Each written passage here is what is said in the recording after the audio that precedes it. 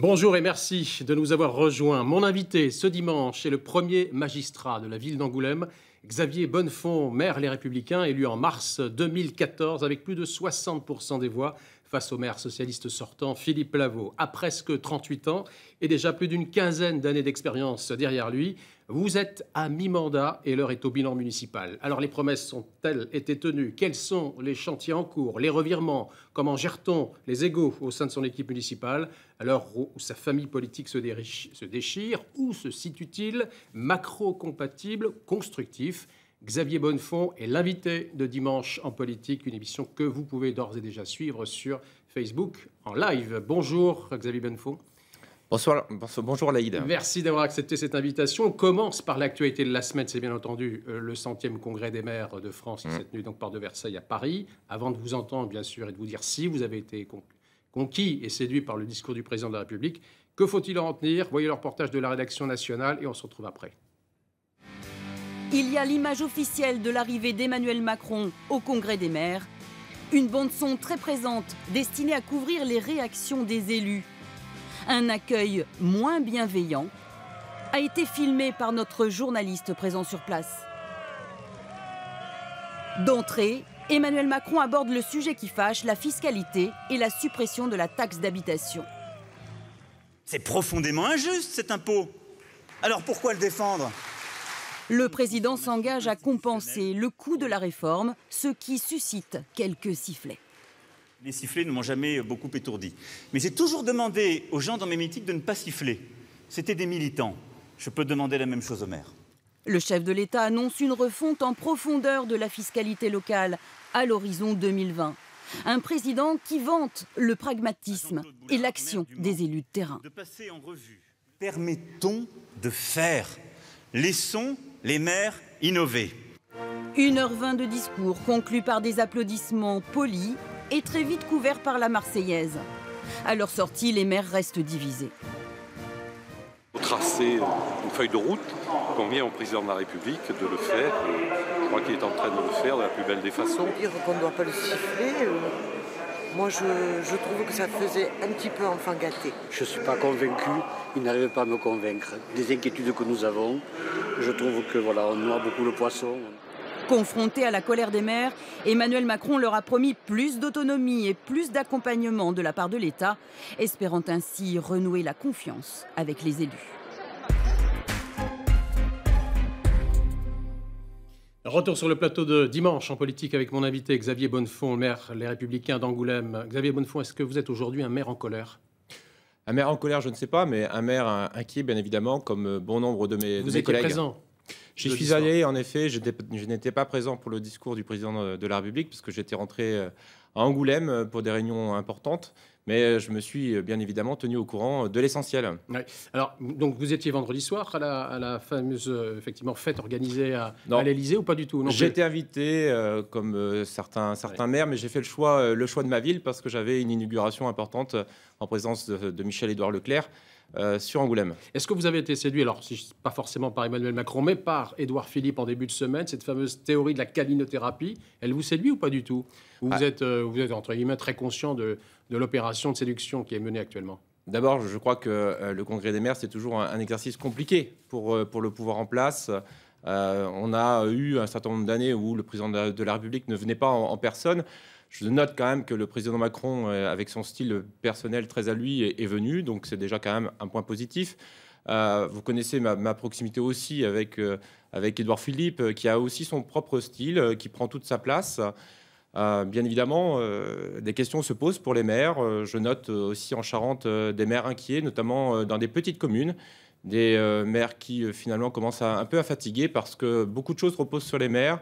Peu de moyens sont On va maintenus. en voir d'ailleurs l'illustration, pas tout de suite, mais vous le verrez justement, et ça confirme ce que vous êtes en train de nous dire pour certains maires qui jettent l'éponge. Mais avant d'aborder justement la situation et le blues des maires, comme l'on dit, alors c'est la question qui fâche aujourd'hui, c'est la taxe d'habitation. Toute la semaine, on en a parlé. Pour vous, c'est simple, maire d'Angoulême, combien de foyers fiscaux exonérés de la taxe d'habitation l'an prochain? La taxe d'habitation, c'est à peu près un tiers de mes recettes fiscales. Donc vous voyez l'importance que ça représente pour Angoulême. C'est en effet c'est quoi, quelque chose... plus de 20 000 foyers, pour se donner un chiffre? Oui, voilà, et c'est environ 10 millions d'euros. 10 millions d'euros sur environ 32 millions d'euros de recettes fiscales qui émanent donc du contribuable angoumoisin. Donc forcément, ça me pose des questions. Plus de 85% en 2018 de foyers fiscaux à Angoulême ne paieront plus de taxes d'habitation. Oui, enfin 80% d'ici 2020. Le président de la République a annoncé une réforme de la fiscalité locale à horizon 2020. Mais avant de travailler à cette réforme fiscale, j'ai envie de dire qu'il faut d'abord savoir comment on compense auprès des collectivités cette suppression de la taxe d'habitation. Vous avez dit qu'il vous manquait combien? 7 millions actuellement? Oui, 8 millions. Près de 8 millions. Et vous savez comment vous allez les compenser, ces 8 millions? À ce jour, nous ne savons pas. À ce jour, nous ne savons pas.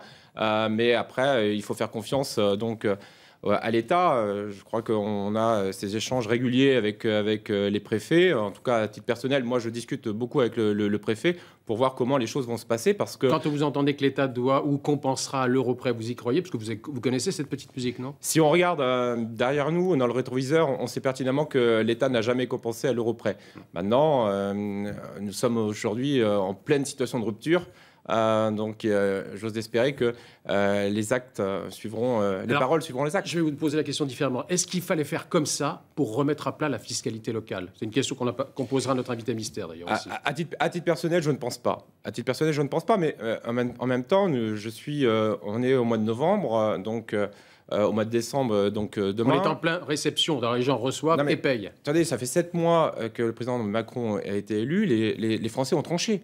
Les Français ont tranché, ils ont choisi un président dont la mesure phare était la suppression de la taxe d'habitation. Ce n'est pas au maire, en tout cas à titre personnel, moi je ne suis pas dans cette position-là. Ce n'était pas à moi d'aller contredire le choix des Français. Par contre, c'est au maire d'aller se battre pour voir comment les choses vont se passer et vont être compensées. Parce que c'est nous qui sommes sur le terrain, c'est nous qui assumons le quotidien des habitants. J'ai bien compris. Donc si on doit râler, on va aller voir le maire. C'est ça que vous êtes en train de nous dire? J'ai la coutume de dire que les maires ont une certaine faiblesse, certes la proximité qui est une force pour moi, mais aussi qui sont à portée d'engueulade. Alors justement, on supprime une part de votre indépendance, parce que jusqu'à maintenant, vous aviez cette taxe, vous en fixiez les taux d'après effectivement les promesses présidentielles du Premier ministre, vous continuerez à maintenir, à fixer ces taux, mais la question qu'on se pose aujourd'hui, faut-il craindre pour votre indépendance, vous les communes?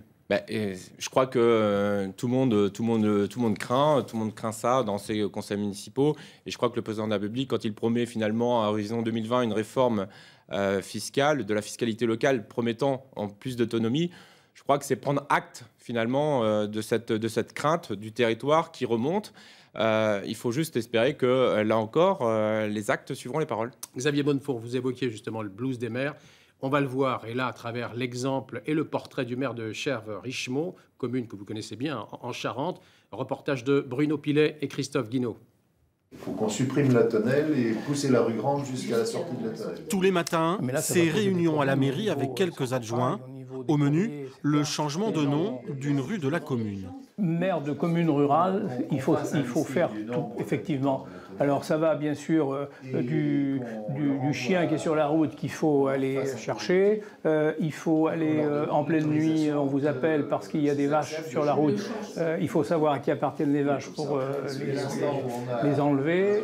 Alain Riffaut, élu comme conseiller municipal depuis presque 40 ans et maire depuis 10 ans, il connaît par cœur cette commune de 2500 habitants.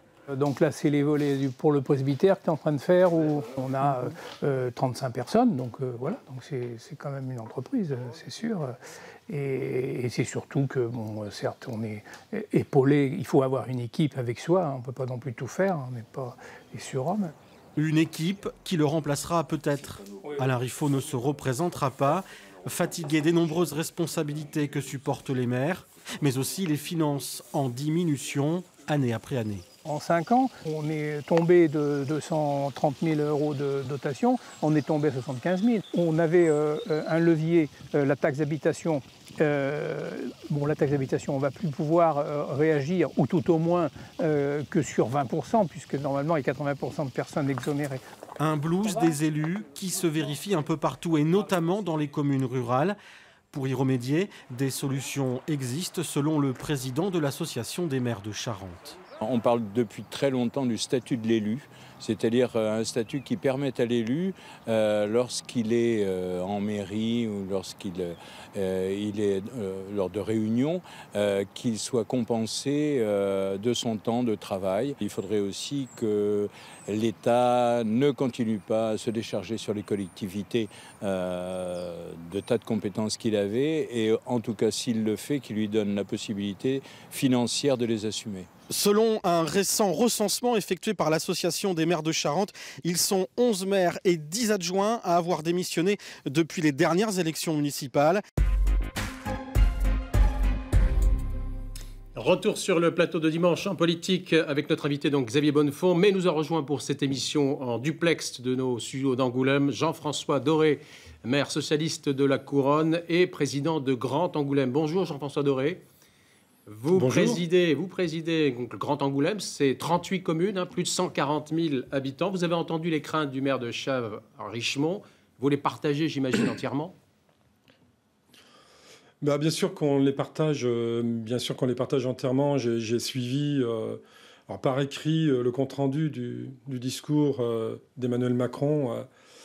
Je crois qu'il y a un énorme malaise qui est en train de s'installer sur nos territoires, si vous me permettez, qui vont bien au-delà de la taxe d'habitation. En fait, le sentiment, c'est que l'État considère qu'il faut reprendre en main les communes. J'ai entendu ça dans plusieurs débats nationaux, de la part de médias nationaux. C'est très, très relayé. C'est relayé aussi un peu par le comportement de notre chef d'État. Ce n'était pas déjà le cas sous l'ancienne présidence, pardonnez-moi Jean-François Doré, ce n'était pas déjà le cas sous l'ancienne présidence, voire même sous l'ancienne présidence. C'était le cas sous l'ancienne présidence. D'ailleurs, notre président actuel était ministre de l'économie. Dans le précédent, il était secrétaire général adjoint de l'Élysée. Donc il y a un espèce de sentiment qui s'est développé d'une suspicion sur les élus locaux et sur la gestion des élus locaux. Ce qui est quand même un comble.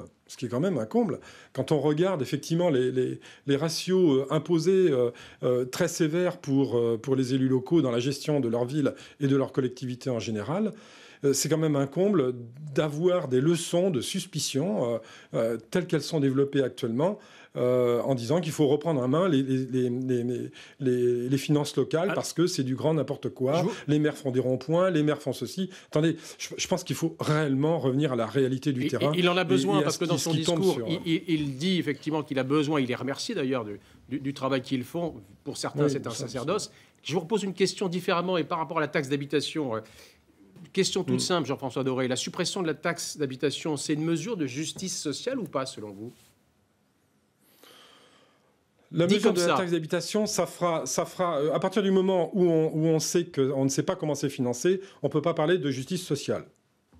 Parce que si c'est effectivement exonérer 80% de nos concitoyens d'un impôt, bravo, très très bien. Les 20%, j'ai cru comprendre, suivront après. Après, c'est comment on finance le complément à l'euro près. Donc si c'est nos concitoyens qui le donnent d'une autre manière, par le biais de la TVA ou d'autres impôts, imposent une partie de l'impôt sur le revenu, forcément, ça sera pris d'une autre manière. Je crois peu, si vous voulez, et par rapport aux collectivités locales, l'État a été peu capable de le démontrer aux capacités d'économie de l'État. Qu'il soit de gauche, quand l'État est gouverné par un gouvernement de gauche, ou quand l'État est gouverné par un gouvernement de droite, si je vous entends bien. Oui, bien sûr, parce que ça a été le cas, avec de grandes difficultés, effectivement. Vous savez, la taxe d'habitation, on la supprime aussi parce qu'il y a aussi un autre courage qui n'a pas été exercé, c'était de revoir les bases locatives. Nos bases locatives datent des années 70. Et donc, l'État n'a jamais eu le courage de réviser ces bases locatives. Quand le président de la République dit « c'est un impôt le plus injuste », parce qu'il n'a pas, quand il était ministre des Finances, et ses prédécesseurs, et les présidents de la République auparavant, n'ont pas eu le courage de réformer la taxe d'habitation par le biais des valeurs locatives. Les valeurs locatives sont d'une injustice incroyable. C'est-à-dire que pour un même bien, d'un bout du territoire à l'autre, on va payer entre 1 fois et 5 fois l'impôt sur un bien équivalent. Alors Jean-François Doré, lorsque je vous ai présenté en préambule de cette émission avant votre intervention, je vous ai présenté comme maire de la Couronne, socialiste, j'imagine, toujours socialiste. Oui. Êtes-vous prêt à faire le grand saut, quitter votre parti aujourd'hui, comme adhérer à La République En Marche, comme votre collègue Frédéric Sardin, que vous connaissez bien, conseiller départemental et élu d'opposition à la ville d'Angoulême. Là, c'est vraiment l'homme politique à qui je m'adresse. Non, moi je suis toujours dans mes convictions. Je suis toujours dans mes convictions et je ne vois pas quel est le sens d'aller faire un grand saut pour aller rejoindre Emmanuel Macron. Vous savez, on a construit en local quelque chose de tout à fait original, c'est-à-dire mettre en place des politiques qui sont imaginées et des projets d'agglomération et de territoire qui sont co-construits par des gens qui ont des convictions de droite et des convictions de gauche. Moi, je plaide en local par une gouvernance et de droite et de gauche. Alors c'est quoi? C'est contre-pied ou ni droite ni gauche? Bah bien sûr, le ni droite ni gauche, ça n'existe pas. Et on verra que naturellement, les choses vont revenir. Et que peut-être Frédéric Sardin reviendra au Parti socialiste. Alors, enfin bon, je ne veux pas mettre à sa place. Non, mais pour moi, ça n'a pas de sens de changer d'un camp à l'autre. Justement, les convictions, elles sont ancrées où elles ne sont pas. Alors l'union, alors si je vous entends bien, le message que vous nous dites aujourd'hui, c'est l'union sacrée aujourd'hui pour le département de la Charente, quelles que soient les étiquettes politiques, département, Grand Angoulême et ville d'Angoulême. C'est une nouveauté pour défendre les dossiers structurants de votre département. C'est la première fois qu'on entend ce type de discours. Bah, ce discours, on l'entend parce que on le pratiquait des fois sans le savoir. Il y avait déjà au Grand Angoulême des cohabitations, plus que de cohabitations, avec des présidents de droite, des VP de gauche, et inversement, du temps de Philippe Lavaux, il y avait comme VP aux finances quelqu'un de droite qui est François Neubout. Donc personne n'y trouvait rien à redire. Et Xavier Bonnefond va vous répondre. Xavier Bonnefond, sur des dossiers justement, il y a union sacrée, il y a en tous les cas le même type de discours pour défendre Magélis, pour défendre la FIBD aujourd'hui, ce qui n'était pas forcément le cas auparavant. Bah, je crois que c'est rendu nécessaire par le contexte. D'abord, la complexité des finances publiques qui se fait plus rare, et forcément, ça nous oblige à collaborer davantage et puis à travailler donc ensemble, peut-être plus qu'autrefois. Et puis, tout simplement, je crois que, à titre personnel, moi, j'ai envie que la France réussisse.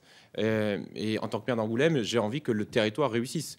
Ces nouvelles grandes régions replacent Angoulême au centre de cette nouvelle grande région. Donc on a un rôle à jouer. Et le rôle qu'on a à jouer, on ne pourra le jouer qu'avec un accord, en tout cas deux projets sur lesquels on travaille avec Jean-François Doré et qui, je l'espère, sera accompagné par le conseil départemental aussi. En gros, vous voulez faire gagner la Charente et pas la faire perdre, notamment sur des dossiers, je pense au réseau routier, au réseau LGV. Vous vous êtes retrouvé justement aujourd'hui pour sommer la SNCF de maintenir ses arrêts. Là, pour le coup, on vous retrouvez sur des dossiers comme la SNCF, avec la suppression des arrêts sur François Doré. Bien sûr. Il n'y a pas de droite et de gauche. Bien sûr, on ne peut pas... Vous savez, on est sur un département qui était toujours un petit peu compliqué dans ses prises de position sur des projets structurants. D'ailleurs, on a perdu des batailles sur un certain nombre de grands sujets, autoroutes ou autres. Aujourd'hui, on arrive à travailler ensemble en se disant que on va être, si on est unis, quand notamment sur un certain nombre de questions, de projets, quand je me déplace avec le maire d'Angoulême, quand je me déplace avec le maire d'Angoulême et le président du département, que nous allons voir un ministre, que nous allons voir le préfet de région ou le préfet, que nous défendons une position, le territoire devient irrésistible. Le territoire devient irrésistible.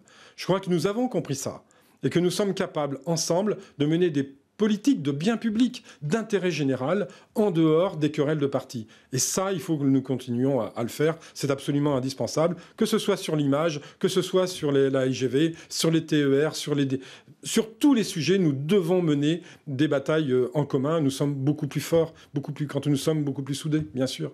Merci Jean-François Doré d'avoir participé à Dimanche en politique en présence de Xavier Bonnefond. Merci, vous étiez en duplex de nos studios d'Angoulême.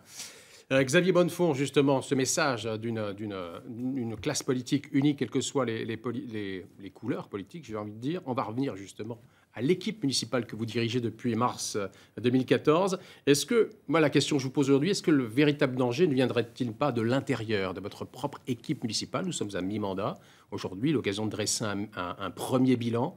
On connaît les velléités des uns et des autres. Vincent You, par exemple, Samuel Cazenave, on l'a vu sur les dernières législatives, Élise Vouvet. Est-ce que, justement, l'ennemi n'est pas de l'intérieur?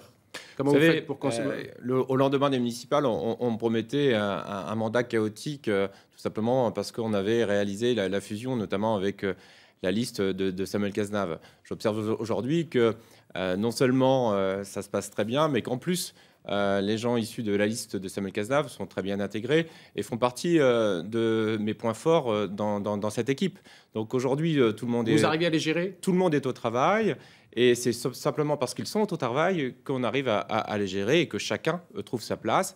Et vous savez, les affaires législatives n'ont pas laissé des traces. Les affaires municipales, d'abord, ce n'est pas quelque chose de clivant. Vous savez, je sors de 2 conseils municipaux, notamment, où 100% des délibérations ont été prises à l'unanimité. Donc ça montre bien que les affaires municipales, c'est quelque chose de particulier, qui rassemble. Et puis, pour répondre à votre question sur les élections législatives, bon, il y a eu 2 adjoints, en effet, en compétition.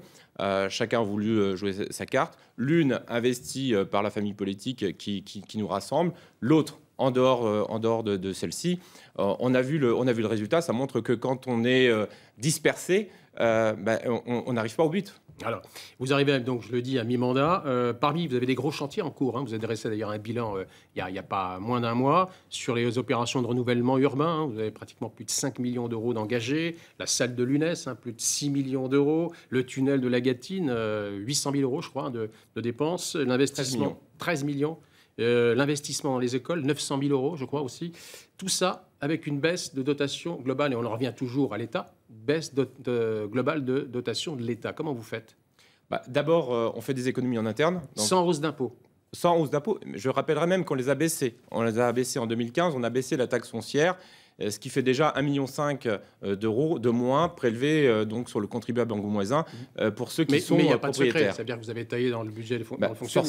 Forcément, on chasse les coûts. On chasse les coûts, on réorganise les services, on fait les choses différemment, on repense l'action municipale qui peut-être n'avait pas forcément été réformée depuis maintenant 20 ou 30 ans. En arrivant d'ailleurs, c'est ce que vous disiez, parce qu'en arrivant, on a vu effectivement vos chevaux de bataille, c'est-à-dire absentéisme, la restriction en interne, et on en est où? Et puis la réduction aussi du nombre d'emplois. De la masse salariale. Mais tout ça est une conséquence d'un engagement. D'abord, la baisse de la dépense publique, parce que je m'étais engagé là-dessus, et puis aussi la baisse des dotations. Donc c'est quelque chose qui, de toute façon, se traduit dans la même logique.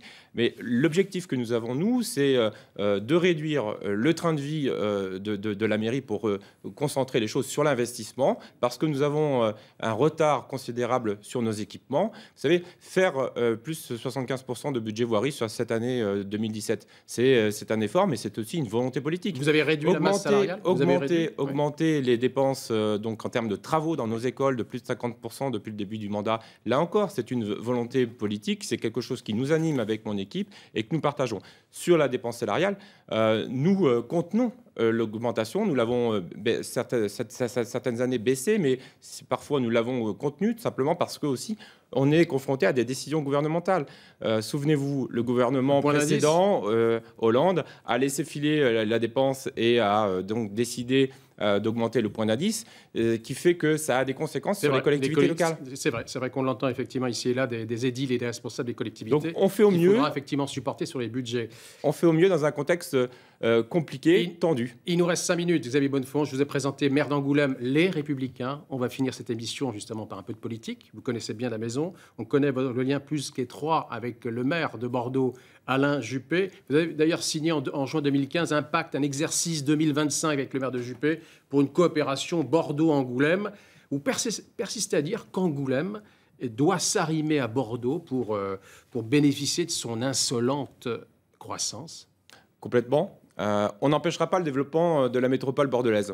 Donc, à partir du moment où Bordeaux et sa métropole constituent une force dans cette région, il faut absolument qu'on puisse en profiter et qu'on puisse donc travailler davantage avec la métropole bordelaise. J'observe que depuis qu'on a fait cette coopération, cet accord de coopération qui se construit dans le temps et que nous essayons maintenant de développer à l'échelle de l'agglomération avec l'accord politique de Jean-François Doré, j'observe que d'autres villes ont tapé à la porte de la métropole bordelaise. Je pense aussi à mon collègue collègue de Libourne qui, il y a quelques semaines, signait un accord de coopération avec la métropole pour pouvoir faire en sorte que on puisse profiter des atouts et que la métropole aussi apprenne à mieux connaître les territoires, les atouts des territoires qui les entourent, parce que c'est en travaillant sur la complémentarité qu'on fera de la grande région une région qui saura se développer. Vous avez entendu comme moi les différents discours du maire de Bordeaux, justement appelant ces dernières semaines à se rapprocher d'Emmanuel Macron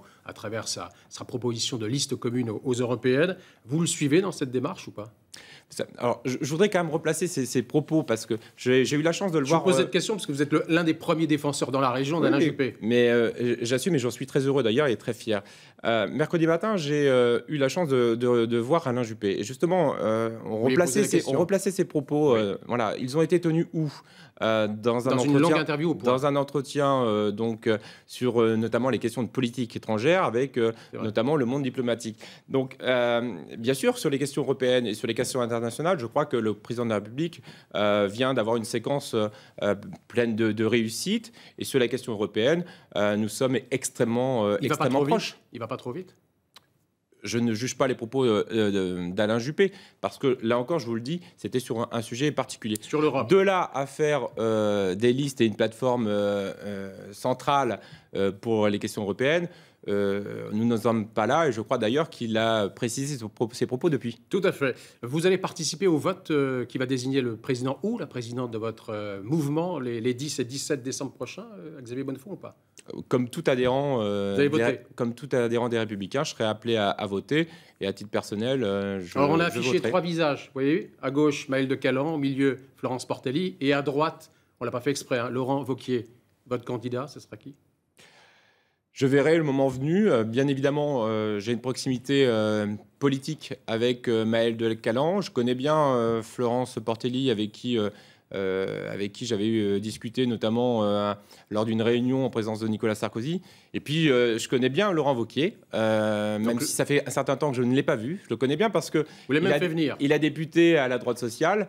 J'ai moi-même été à un moment donné donc adhérent à la droite sociale. Force est de constater que peut-être son discours et son positionnement a pu évoluer ces dernières années. Aujourd'hui, ce n'est plus le mien, c'est évident. Voilà, je verrai d'ici. Donc Maël de Calan, on a entendu. Bien évidemment que si ma voix est enregistrée, elle sera pour Maël de Calan, bien évidemment. Je ne peux pas vous lâcher sans vous poser la question qu'on doit vous poser, une dernière question justement, Xavier Bonnefond. Vous avez pris votre décision pour les municipales de 2020 ? Sur ma candidature. Allez, je vous laisse continuer. C'est encore un peu trop tôt, mais bien évidemment, quand on est maire en exercice, on aspire à prolonger son mandat. Tout simplement pourquoi ? Parce que, bien sûr, j'aurai réalisé, je l'espère, la quasi-totalité de mes engagements. Certains seront livrés et peut-être inaugurés en début du mandat prochain.